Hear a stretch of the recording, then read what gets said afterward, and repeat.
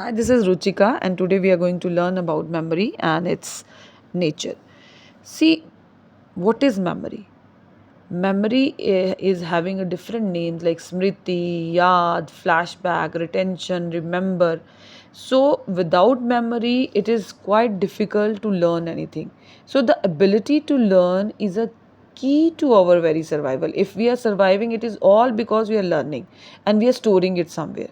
So, we cannot learn unless we can remember what happened in the last particular situation. So, memory is what? It is a person's ability to remember in layman's language.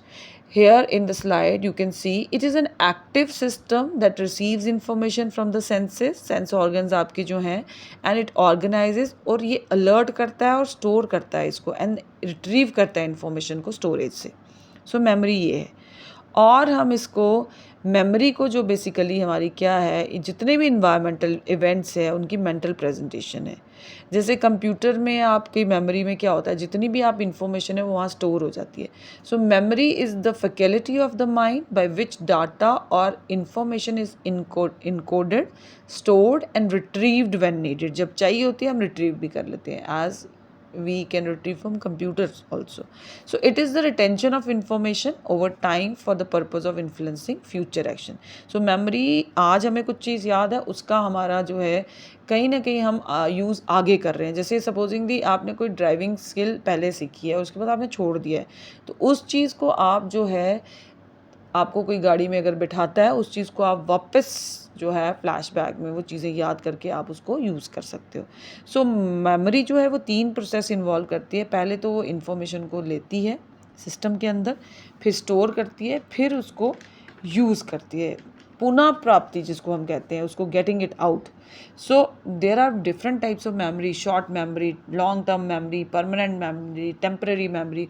देखिए sensory memory, sensory memories वो memories होती हैं जो आपके sense organs के through आप जो चीज़ें समझते हो. जैसे आप ईमेल एड्रेस किसी का जो है सुनते हो, तो आप कान से सुन रहे हो तो उसको आप माइंड में डाल देते हो.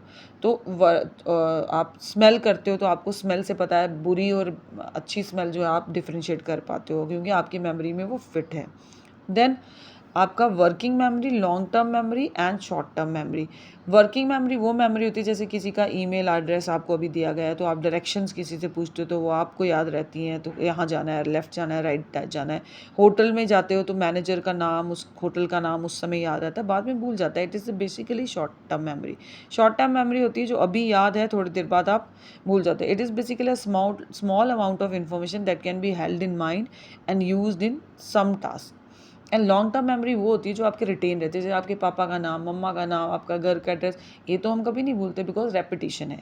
सो हमारे पास जो है प्रोसेस के अंदर जो है आपका मेमोरी का नेचर, पहले हम इनकोड करते हैं, सेंसरी इन्फॉर्मेशन लेते हैं, फिर वो ब्रेन के अंदर जाती है, उसको एनकोडिंग कहते हैं. जैसे लोग आवाज़ सुन के जो है वाइब्रेशन को महसूस करते हैं, देन स्टोर करते हैं उसको मेमोरी के अंदर, फिर उसको होल्ड करते हैं काफ़ी देर इन्फॉर्मेशन को, कुछ पीरियड के लिए, उसको स्टोरेज कहते हैं, जैसे हमारे परमानेंट मेमोरी. फिर उसको बाहर निकालते हैं, पुनः प्राप्ति जिसको कहते हैं.